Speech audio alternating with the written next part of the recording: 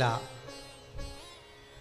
मंद प्रारब्ध, दूसरा तीव्र प्रारब्ध और तीसरा तीव्रतम प्रारब्ध। दूसरे नंबर का हमारा कर्म, अगर हमने बहुत बेकार कर्म है, हमारे बहुत तकलीफ है, बहुत कष्ट है, बहुत दुख है, शिव महापुराण की कथा कहती है कि सदगुरु की शरण चले जाओ। संत महात्मा जोगी सन्यासी तपस्वी साधक उपासक कोई सदगुरु के पास जाकर निवेदन करो तो कुछ हमारे पूर्व का करा हुआ पाप कटना प्रारंभ हो जाए।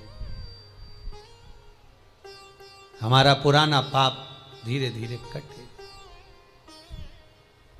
सत्कर्म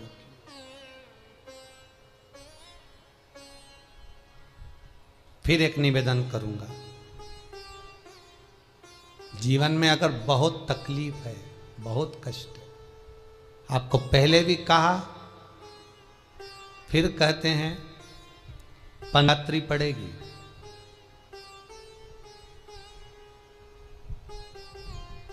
जो माघ महीने में शिवरात्रि पड़ती है उससे भी प्रबल शिवरात्रि। ये शिवरात्रि 19 वर्ष के 2 बार गैप करने के बाद 183 वर्ष के बाद आएगा और 183 वर्ष के बाद फिर इसमें की शिवरात्रि प्राप्त होगी। और 183 वर्ष किसने देखे? कौन ने देखे?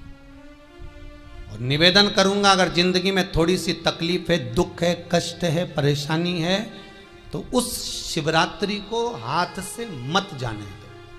वाली शिवरात्रि को आपको पहले भी कहा कि क्या क्या वस्तु भगवान शंकर को हम रात्रि के समय पर चढ़ा दें जिससे हमारा रोग समाप्त हो जाए, हमारी बीमारी समाप्त हो जाए, हमारे जीवन में सुख समृद्धि लक्ष्मी आ जाए।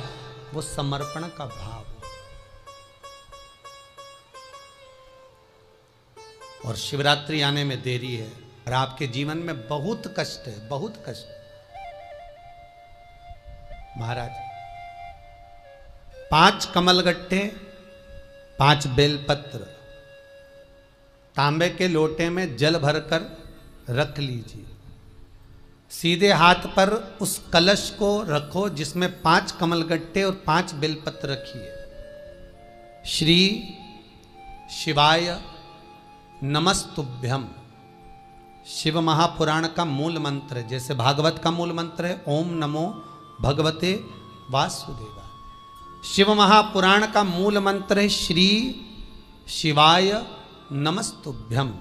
इस मंत्र का 5 बार स्मरण कर कर आपको जो तकलीफ है उसको हृदय चित्त से धरकर मस्तक से कलश को लगाकर किसी एकांतेश्वर महादेव पर, एकांतेश्वर महादेव मतलब अपने गांव से, नगर से, शहर से जो बाहर खेड़े में हो, बिल्कुल बाहर, जिस शिवलिंग पर कोई पूजन करने ना जाता हो, एकांत में बैठे हो, जंगल में बैठे हो, कहीं किसी वृक्ष के नीचे विराजमान हो, ऐसे एकांतेश्वर महादेव पर अपनी कामना कर कर वो जल समर्पित कर दो। 1 बेलपत्र, 1 कमलगट्टा उठाकर अपने घर पर लेकर आ जाओ। जो तकलीफ बहुत ज्यादा हो रही है 5 दिन में आपको मालूम पड़ जाएगा, 5 दिन में अंतर आ जाएगा। शिव का अनुमोदन करो, शंकर का स्मरण करो। महाराज ये अश्विन का जो अधिक मास है 183 वर्ष के बाद वापिस आएगा। योग, ये योग पहले मिल जाता 19 वर्ष में, पर अब मिलेगा 183 वर्ष।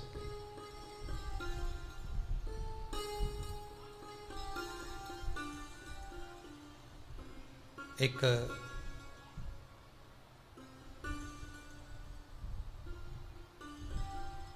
किन्हीं माता जी का एक प्रश्न था, वो ध्यान में नहीं आ रहा है वो कहाँ से थी, कि उन्होंने एक प्रश्न किया था, व्हाट्सएप पर लिखा हुआ आया था कि उनके घर में कोई बहुत ज़्यादा बीमार पड़ा हुआ है और बहुत बुजुर्ग है, लगभग 90-95 साल की हैं और शरीर गल गया, शरीर में अब कीड़े पड़ रहे हैं।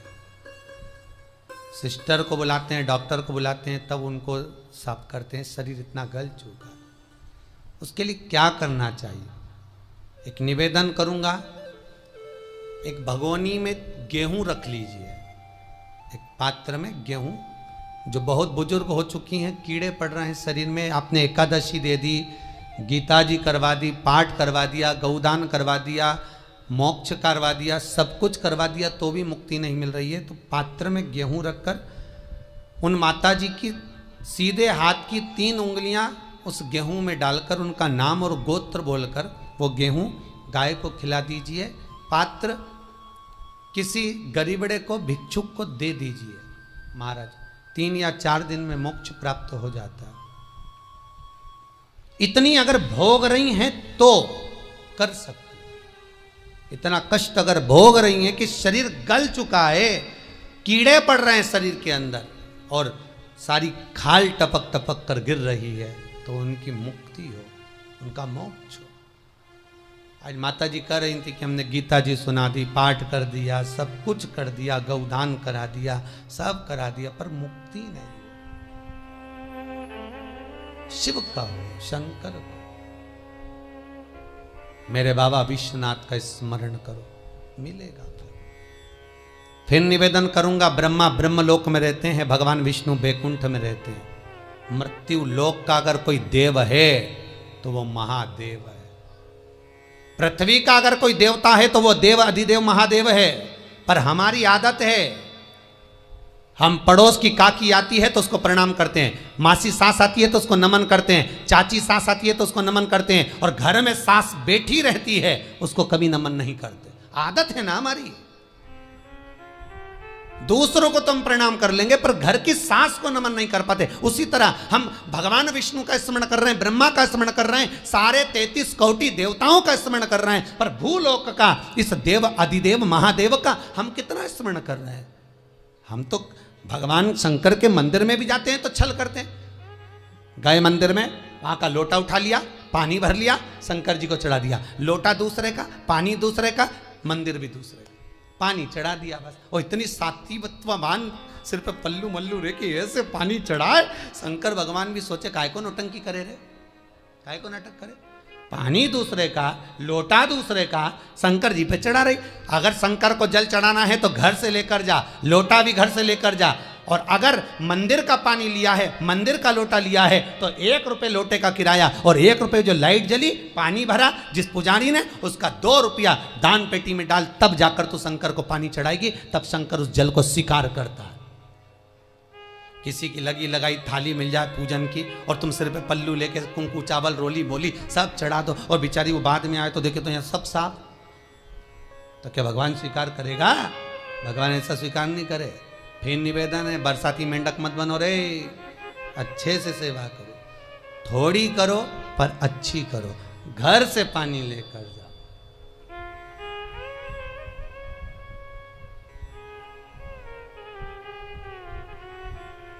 कल कोतवाली चौराहे से, हमारे सीहोर के कोतवाली चौराहे से कोई बहन जी आई थी 33 मालपुआ लेके, कहे गुरुजी संकल्प करा दो। हमने कहा पानी लाओ, तो क्या तुम्हारे यहाँ नहीं है? हमने कहा हमारे यहाँ तो कुआं है, लिया। चावल लाओ, तो क्या गुरुजी पूजन मंडप में होंगे ना चावल जरा सा। हमने कहा वापिस घर जाओ, निकलो।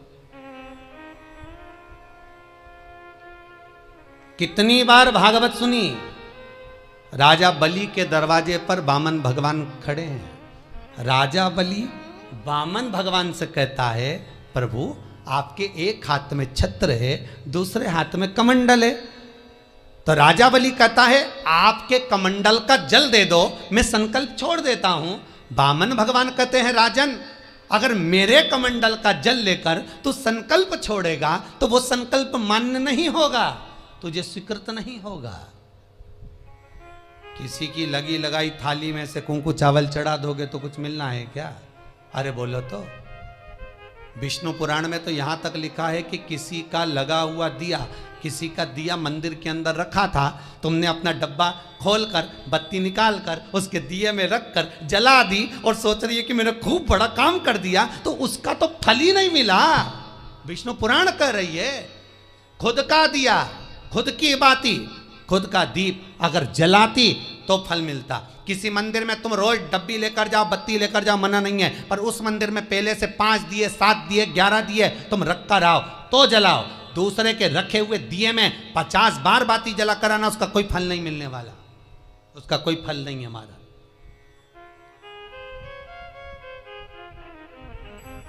खुद का जल लेकर जाओगे, खुद का लोटा लेकर जाओगे तो फल। यहां तो स्वयं भागवत कह रही है, राजा बलि के सामने वामन भगवान कहते हैं राजन तेरे कमंडल को लेकर आ, उससे संकल्प छोड़, अगर मेरे जल का संकल्प छोड़ेगा तो उसका कोई फल नहीं मिलने वाला। राजा बलि अंदर गया, जाकर भी उसने कर्म बेकार कर दिया। राजा बलि ने क्या, कमंडल लाना था खुद का, उठा लाया शुक्राचार्य जी का, शुक्राचार्य जी का कमंडल उठाकर लाया, इसलिए शुक्राचार्य जी कमंडल के अंदर जाकर बैठ गए, एक आंख लगाकर देखते रहे, जल बाहर नहीं निकलने दिया शुक्राचार्य जी ने कि मेरे कमंडल का जल कैसे निकल जाए भला। फिर भी राजा नहीं माना, तब एक कुसा खींचकर उसकी टोंटी में दी तो शुक्राचार्य जी की आंख फूट गई। शुक्राचार्य जी ने कहा राजा बलि तू जान नहीं पाया, मेरे कमंडल का जल लेकर गया और मेरी आंख फूटी है, मैं तुझे श्राप देता हूं कि तू सत्ता से विहीन हो जाएगा। राजा बलि की पूरी सत्ता चली गई,